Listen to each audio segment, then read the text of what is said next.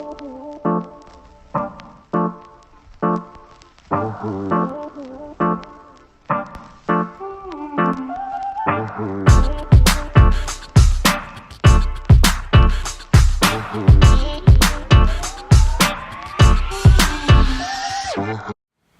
I'd like to introduce our staff with the club.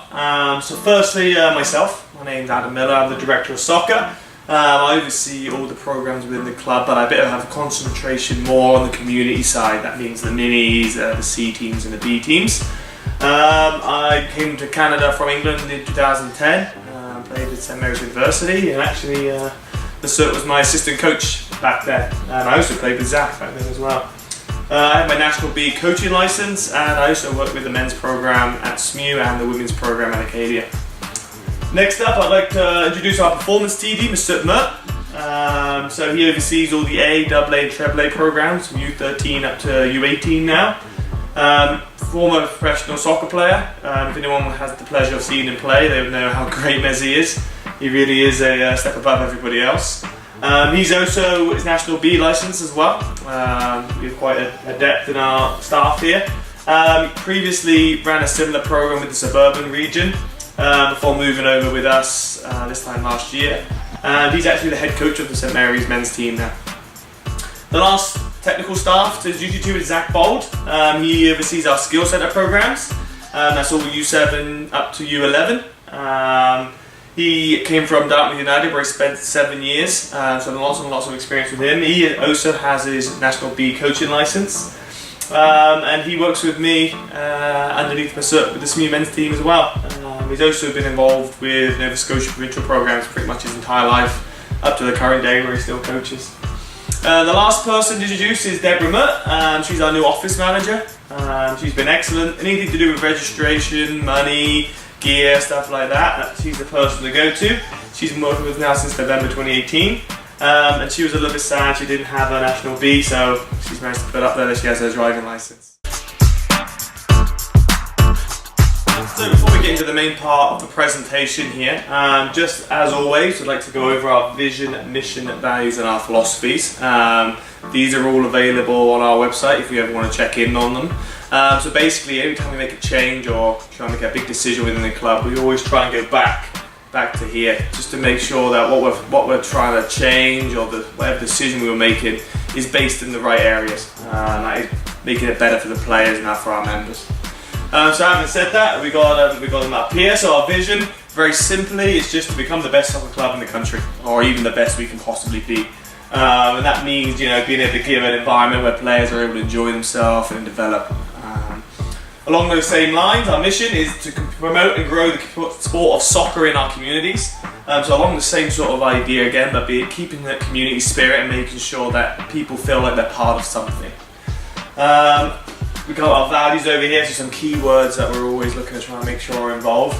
Accountability, communication, community, excellence, open, accessible and inclusive, participation, player-centered, positive, quality, respect and sportsmanship. We can jump into our philosophy. For as many as possible, for as long as possible, in the best environment possible. It's a phrase you've probably heard a lot in the last year or so. That just means making sure that we have all our players playing for the rest of their lives in the best environment for themselves. So another 5 phrases here that we try and base our decisions on again. We're a club which gives every player the best experience and opportunity to play. A club where players are excited to go to soccer. A club where every player feels comfortable and equal. A club where every player is given the opportunity to reach their potential. And a club where all coaches and volunteers feel supported and valued as well. So again, just big decisions, we always come back to here. Does it fit in? Does it work? If the answer is yes, then yes, maybe it's something we keep on investigating. If the answer is no, then maybe it's something that's not going to work. Video presentation. So this year we're going a little bit of a different direction with our parent meetings. To try and save some time and also trying to reach more people. We decided to move our parent meetings to online. Obviously, the pros being now that we can reach more of you, you can watch in the comfort of your own home. You're not needed to come meet us at an event on a certain night when you may or may not be available. But also the cons being maybe it's not as interactive. So as we go through the presentation, if you do have questions, we have an answer to that the issues with potentially having that back and forth at the end. So please enjoy this, and from here I'll pass it on to the leaders of your programs. Hi guys, I'm Zach Bald. I'm the Skills Center TD with United DFC. Welcome to the program. I'm going to provide you guys with a little bit of information on how the summer is going to work. I'm going to introduce some coaches, and hopefully by the end of this presentation you'll have a better idea of how things are going to work this summer. Alright, I'd like to take this time to introduce our coaches from U7 to U11. Starting with U7, our head coach is Matt Series, assisted by Mary Beth Bowie, Kwame Opong, and Meg Johnson. On the boys' side, we have Jeff O'Neill. Jeff's assistants are Jamie Kavanagh and Cohen Reddick. We have an awesome group of coaches with this group as well as all of our other groups, so I'm really excited to introduce all these coaches to you guys. Up next is U8 girls, head coach Adam Baggs. Adam's going to be assisted by Mark Sweetapple, Mary Beth Bowie, Corey Pike, and Jeremy Wilkin. Again, awesome coaching crew. And on the boys' side, we have Sean Brushett, assisted by Peter Walker, Dave Alexander, and Karen Dodd. Moving on to U9, our head coaches on the girls' side are a team of Cohen Reddick and Meg Johnson. They're going to be working together as head coaches, and they're going to be assisted by Shelby Myers and Talia Corkum. On the boys' side, head coach is Bruce Whalen, and Bruce is going to be assisted by Sandy Higston, Othman Tahir, and Chris Anthony. Moving on to U10, up next is head coach Mike Locke. Mike Locke's going to be assisted by Kathy Marshall, Jessica Conrad, and Andy Walters. And on the boys' side, we have Sean Brushett again, and Sean's going to be assisted by Emmett Batra, Mike Clark, Chris Harrison, Mark Harley, and Gina Bright. And up last is the U11 girls. Again, you're going to see Mike Locke is the head coach for the girls, and he's going to be assisted by Doug, Jules, and Amelia. On the boys' side, we have Jeff O'Coin, and Jeff's going to be assisted by Adam Baggs, Trevor Hall, Carly Kim, Barry Collins, and Kwame Opong.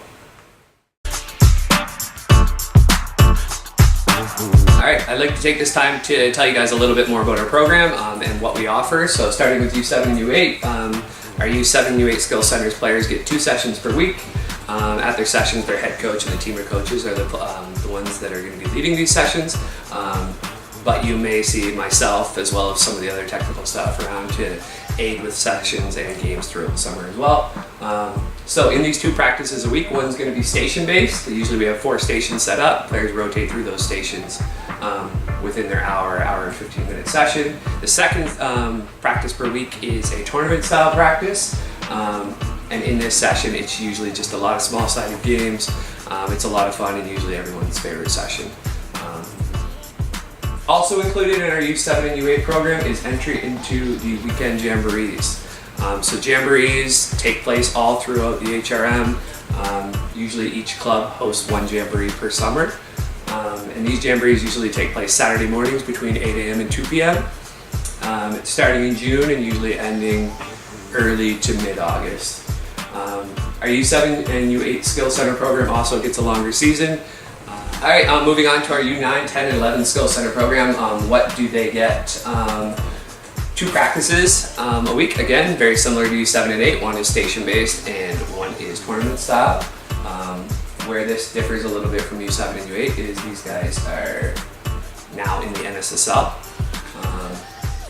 The NSSL is a league run by Soccer Nova Scotia. They'll be playing games on turf against all of the other clubs within the NSSL. Which is the Nova Scotia Soccer League. Players are also going to get 2 feedback forms a season, very similar to what they would have gotten in the winter. These feedback forms just give them a little bit of feedback on how they're doing and hopefully give them some tips or pointers on things they can do to improve throughout the remainder of the season. Again, similar to U7 and U8, we get a longer season, starting 5 weeks earlier. And starting in July, the U9s through to U11s get an extra skills session. And this session will be run by technical staff, whether it's myself or our skills center assistant staff that we'll have this summer. Alright, so I'm going to quickly talk about our practice schedule. There's going to be 2 practice schedules this summer. The first one has already been released. This is our spring training schedule, which is on turf.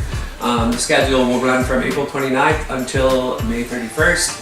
And this schedule will stay consistent throughout this time frame. Our second schedule is the summer schedule, which is when we'll be moving to grass. This schedule will start June 3rd and end at the end of August, and hopefully we'll have this schedule released by mid. So next I want to talk about feedback forms. These are the same forms you would have received this winter and last summer. These feedback forms are an indication of how well we feel your child is doing. If you do not agree, that is okay, but this is just our opinion. These feedback forms are completed by both the coaches and the staff. This summer you can expect to receive your first feedback at the end of July and your second at the end of September.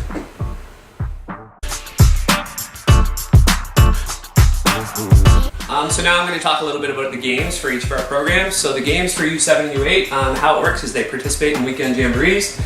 Each NSSL club is responsible for hosting one jamboree throughout the summer. Jamborees usually take place on Saturday, Sundays between 8 a.m. and 2 p.m. Games are 25 minutes long and each team usually plays 3 games within their jamboree.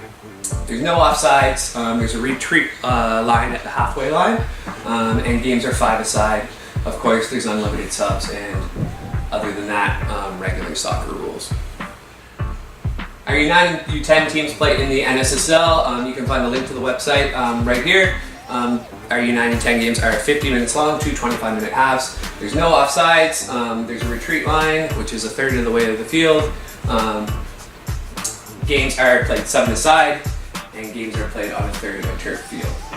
There's unlimited subs, normal soccer rules. The season usually starts mid-May and it'll end middle of August. Boys teams for U9 and U10 are going to play on Sundays, and girls teams will play on Saturdays. For U11, very similar to U9 and U10, they play within the NSSL. You can find the link up here. The major changes between U10 and U11 are our U11 players, the games are 70 minutes long. Offsides are at the halfway line, so we've introduced the offsides at this level now. There's still a retreat line, and games are now played 9-a-side on a half field, half of a full turf field. Very similar to U9 and 10, there's unlimited subs, normal soccer rules otherwise. The season runs from mid-May to mid-August, and again, boys teams play on Sundays and girls. So now I want to talk a little bit about the expectations of our players here at UDFC. Our expectations for players are very routine, very simple. We want players to come to practices and games with an attitude to learn and to develop. We want our players being positive.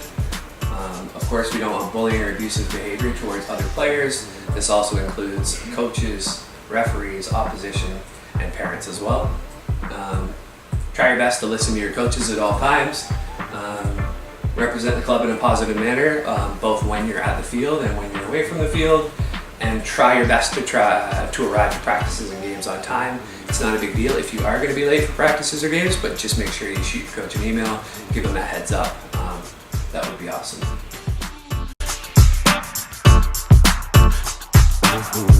So now I'm going to talk about our expectations of the parents during practices and games. Starting with communication, all of our coaches have their own style and prefer to be communicated with in different ways. Some of our coaches are louder, whereas some of them are quieter. But please don't assume that those coaches that are quieter are not coaching. A lot of our coaches are loud. They like to coach over the top, and you can hear them easily from the sidelines. But a lot of coaches, their styles differ a little bit, and they like to give individual feedback when the players are coming off the field. There's no exact science to which styles are better, and different coaching styles are actually going to benefit your children. Moving on from communication, let's talk about the expectations at the field. Parents are expected to not coach from the sidelines. Players can get very easily confused when giving different instructions, so please trust our expert coaches to coach your children. Of course, encouraging and positive shouting from the sidelines is encouraged. We want you guys to continue to do that, continue cheering, be loud in that aspect, but please make sure you try to keep it positive. Players are usually under a lot of pressure, especially in game situations, and they don't usually respond well to negative noises coming from the sidelines. Of course, this also includes opposition, referees, and anyone else involved in the game. Keep everything as positive as we can from the sidelines. Any concerns regarding tactics, positions, or the technical side of the game, These concerns won't be entertained. Please leave the technical side to our expert coaches and staff.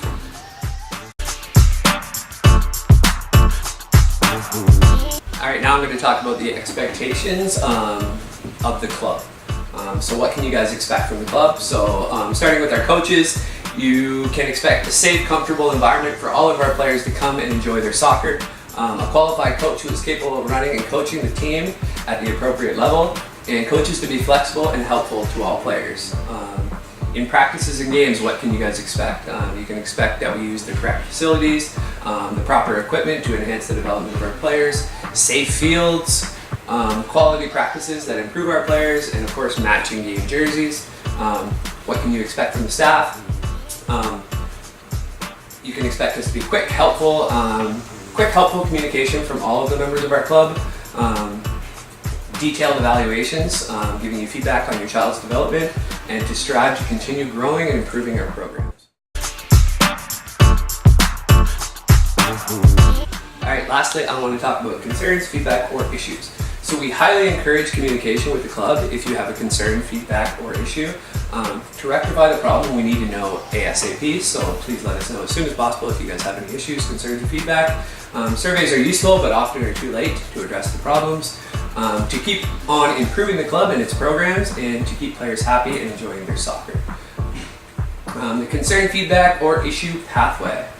For minor problems, please speak with the coach directly or the manager of your team. They often will know any small issues and can smooth them out very quickly. If you do not get the answer you're looking for, or you're not comfortable talking to your coach, you can reach out to myself. I'm the Skills Center's PD, and my email is up on the board. If this problem is still not resolved, feel free to talk to Adam Miller. He's our director of soccer with the club, and his email is above as well. I guess the final step, if there's still any issues or concerns, would be to speak with Rob Gillis. He's our president, and again, his email is there. Thank you for listening to the presentation. So what's going to happen from here? Obviously not being able to have a sort of back and forth with you guys in your room. So rather than that, this time if you have a question, please send it to one of the 4 emails here. Any one of the 4 will work.